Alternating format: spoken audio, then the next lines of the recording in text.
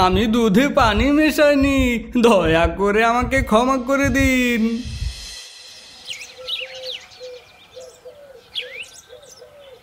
আসসালামু আলাইকুম। গরুর দুধ দোয়ানো শেষ হয়েছে, আপনি চাইলে এটি বাজারে বিক্রি করতে নিয়ে যেতে পারেন। ওয়ালাইকুম আসসালাম। আলহামদুলিল্লাহ, তোমাকে অনেক ধন্যবাদ। তুমি পাশে থেকে আমাকে সাহায্য করছো। তা দয়া করে আমাকে জানাও আজকে কি পরিমাণ দুধ হয়েছে। ধন্যবাদ দিয়ে দয়া করে আমাকে ছোট করবেন না, এটা আমার দায়িত্ব। আজকে 2টি গরু থেকে মোট 6 কেজি পরিমাণ দুধ পাওয়া গেছে। আলহামদুলিল্লাহ, গত সপ্তাহ থেকে আজকে দুধের পরিমাণ অনেক বেশি ছিল। আল্লাহ তাআলার দরবারে কোটি কোটি শুকরিয়া। এই দুধ থেকে প্রাপ্ত অর্থ দিয়ে আমরা আমাদের জীবিকা নির্বাহ করি। আল্লাহ তাআলার কাছে একটাই দোয়া করি, যেন সারা জীবন এভাবেই হালাল পথে উপার্জন করতে পারি। আপনি কোনো দুশ্চিন্তা করবেন না, আমরা সততার সাথে জীবিকা নির্বাহ করতে চাচ্ছি। আল্লাহ তাআলা নিশ্চয়ই আমাদের পাশে থাকবেন। দয়া করে এবার আমাকে খাবার দাও। আমি এই দুধগুলো বাজারে বিক্রি করে রাতের জন্য খাবার কিনে নিয়ে আসি। জি নিশ্চয়ই, আমি আপনাকে খেতে দিচ্ছি।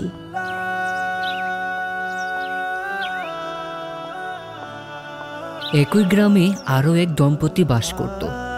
রাজু এবং রাজুর স্ত্রী ছিল প্রচণ্ড লোভী। কি ব্যাপার, তোমার দুধ দোয়ানো এখনো শেষ হয়নি? আজকে তো বাইরে যেতে হবে নাকি? আরে বাবা, দুধ দোয়ানো তো কখনই শেষ, এখন আমাদের আসল কাজটাই বাকি। আহা, কি কাজ? আচ্ছা, বুঝতে পেরেছি। আজকে মোট 4 কেজি দুধ পাওয়া গেছে। এই দুধে কমপক্ষে 1 কেজি পানি মেশাবে। আরে বাবা, আমাকে তোমার শিখিয়ে দিতে হবে না, আমি ভালো করে জানি কত কেজি দুধে কত কেজি পানি মেশাতে হয়।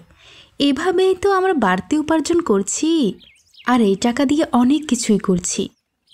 আমরা যা করছি ঠিকই করছি। এত সততা নিয়ে থাকলে জীবনে কোনো কিছু করা যায় না। জীবনে কিছু করতে গেলে একটু আধটু অসৎ হতেই হয়, বুঝলে বউ? ওই যে তোমার বন্ধু আবদুল্লার স্ত্রী রুনা আছে না, রাস্তায় তার সাথে দেখা হয়েছিল। তারাও তো দুধ বিক্রি করে সংসার চালায়।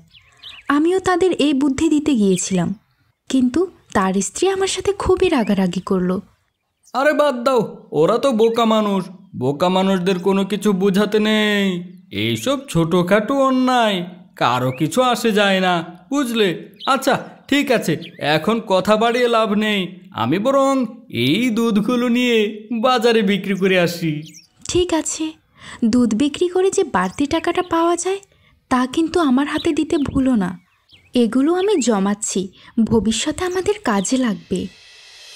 এরপর রাজু দুধে পানি মিশিয়ে তা বাজারে বিক্রি করার জন্য নিয়ে গেল। রাজু এবং আবদুল্লাহ তারা পাশাপাশি বসে দুধ বিক্রি করত।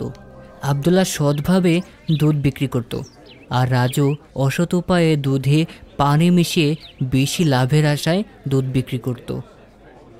আব্দুল্লাহ ভাই, তোমার মতো বোকা লোক এই পৃথিবীতে আর নাই। কেন কেন আমি আবার কি বোকামি করলাম? 10 বছর ধরে আমরা একই জায়গায় দুধ বিক্রি করছি। আমার দিকে তাকিয়ে দেখো, দুধের বাড়তি রোজগার দিয়েই আমি কত কিছু সম্পত্তি করেছি। আর তুমি তোমার জায়গায় রয়ে গেলে, জীবনে কোনো উন্নতি করতে পারছো না। তোমার বাড়তি রোজগার বলতে তো দুধের মধ্যে পানি মিশিয়ে বেশি বিক্রি করা। এটা আমি জীবন থাকতে করতে পারবো না। মানুষকে ঠকিয়ে আমি কোনো উপার্জন করতে চাই না।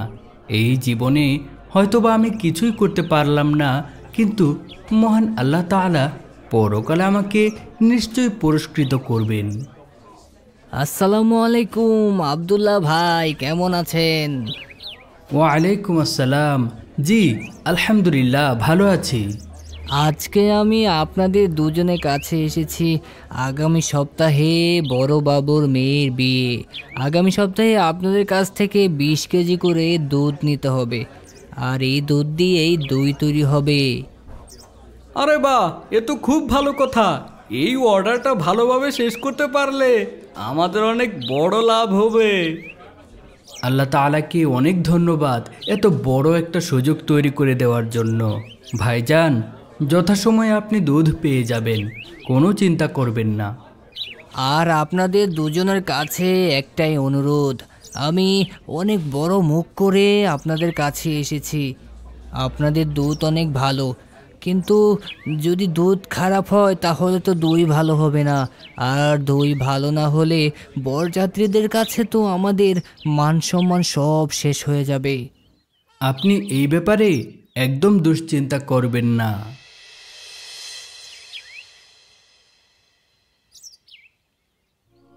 তোমাকে তো বলেছিলাম শহরের সবচেয়ে ভালো দোকান থেকে দুধের ব্যবস্থা করতে। আগামী সপ্তাহে আমার মেয়ের বিয়ে, তুমি কি সে ব্যাপারে কথা বলেছ? জি ভাইজান, আজকে আমি 2টি দোকানে গিয়ে কথা বলে এসেছি। আপনি এই ব্যাপারে কোনো চিন্তা করবেন না। দুশ্চিন্তা না করে তো উপায় নেই, কারণ এই বিয়েতে শহরের অনেক বড় বড় লোকেরা উপস্থিত থাকবেন।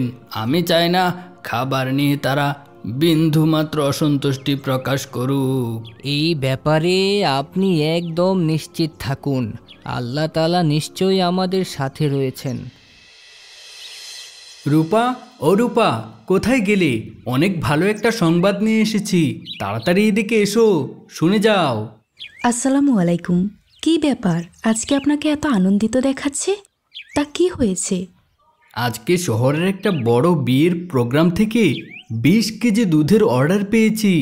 যদি ভালোভাবে ডেলিভারি দিতে পারি তাহলে ভালো পরিমাণ লাভ করতে পারবো। আলহামদুলিল্লাহ, আল্লাহ তাআলার দরবারে কোটি কোটি শুকরিয়া আমাদেরকে এমন একটা সুযোগ করে দেওয়ার জন্য। যত সময় যাচ্ছে দুশ্চিন্তা ততই বাড়ছে। আল্লাহ তাআলা যেন উৎকৃষ্ট মানের দুধ প্রদান করেন। আপনি কিন্তু ইনশাল্লাহ বলতে ভুলে যাচ্ছেন, দয়া করে বলুন ইনশাল্লাহ। ইনশাআল্লাহ।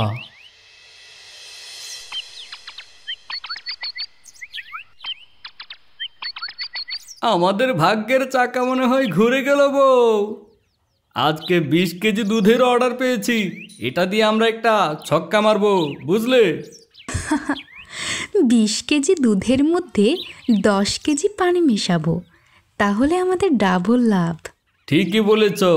এই না হলে আমার বউ, তোমার মতো বুদ্ধিমতী বউ পেয়ে আমি নিজেকে অনেক ভাগ্যবান মনে করি। এসব কথায় কাজ হবে না, এই অর্ডারটি শেষ করার পরেই আমাকে দামি গয়না কিনে দিতে হবে। তার বলতে এই কাজ করেই তো আমরা আমাদের শখগুলি পূরণ করেছি, তাছাড়াও লাখখানি টাকাও জমিয়ে ফেলেছি। কি বলো বউ? আমরা বুদ্ধিমান, এই কারণেই জীবনে অনেক উন্নতি লাভ করতে পেরেছি। যারা বোকা না, জীবনে কিছুই করতে পারে না, যেমন তোমার বন্ধু আর তার বউ। আরে ওর কথা ছাড়ো, ও আমাকে বলেছিল মহান আল্লাহ তাআলা নাকি পরকালে ওকে পুরস্কৃত করবেন। দুনিয়াতে যদি সুখ করতে নাই পারলাম তাহলে পরকালে সুখ দিয়ে কি হবে? আমারও একই কথা, জীবন একটাই, যা করার এখানেই করতে হবে। এরপর অনুষ্ঠানের দিন তারা 10 কেজি দুধে 10 কেজি পানি মিশিয়ে বিক্রি করলো।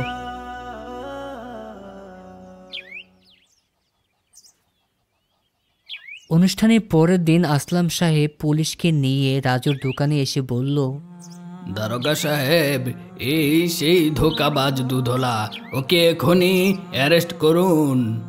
কি হয়েছে? আমাকে অ্যারেস্ট করবেন না, আমাকে খুলে বলুন কি সমস্যা। গতকাল তুমি আমার মেয়ের বিয়ের অনুষ্ঠানে দুধ বিক্রি করেছিলে। তুমি দুধের মধ্যে পানি মিশিয়েছিলে, আর সেই দুধ দিয়ে দই তৈরি করার ফলে সব দই নষ্ট হয়ে গেছে। তোমার এই সামান্য কাজের কারণে আমার মেয়ের বিয়েটা পর্যন্ত ভেঙে গেল। বড় পক্ষের লোকেরা বিয়ে ভেঙে দিয়ে চলে গেছে। আমি দুধে পানি মেশাইনি, দয়া করে আমাকে ক্ষমা করে দিন। আবার মিথ্যে কথা বলছিস, আমি তোর নামে মামলা করব। তুই আমার অনেক বড় ক্ষতি করেছিস, তোর এই সামান্য ভুলের কারণে আমার মেয়ের জীবনটা নষ্ট হয়ে গেল। আপনাকে দেখে তো একজন সত্যিকার মুসলমান বলেই মনে হয়। আপনি কি জানেন আমাদের ধর্মে একজন সৎ ব্যবসায়ীর কতটা মর্যাদা? মহান আল্লাহ তাআলা পবিত্র কোরআনে বলেছেন সৎ ব্যবসায়ী কিয়ামতের দিন কোথায় থাকবেন? একজন সৎ ব্যবসায়ীর মর্যাদা একজন শহীদের সমান। আপনি মুসলমান হয়ে অনেক বড় একটা অধর্ম করেছেন। আমি অনেক দিন ধরে রাজু ভাইকে বোঝানোর চেষ্টা করেছি অপরাধ থেকে নিজেকে মুক্ত করতে, কিন্তু তিনি কখনোই আমার কথা শুনেননি। আর তাই আজকে তাকে এমন একটা দিন দেখতে হচ্ছে।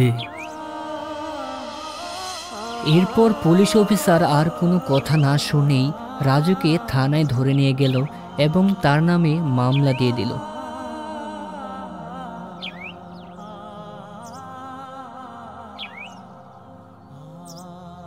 আসসালামু আলাইকুম আব্দুল্লাহ ভাই, আপনার কাছে অনেক বড় একটা বিপদে পড়ে এসেছি। আপনি তো সবই জানেন, গতকাল আমার স্বামীকে পুলিশে ধরে নিয়ে গিয়েছে। ওয়ালাইকুম আসসালাম। ভাবি, আপনি কোনো চিন্তা করবেন না। ভাবি, আপনাকে আগেই বলেছিলাম এসব কাজ না করতে। তখন তো আপনি আমার সাথে রাগারাগি করেছিলেন। অতি লোভের পরিণাম কখনোই ভালো হয় না। লোভে পাপ আর পাপে মৃত্যু।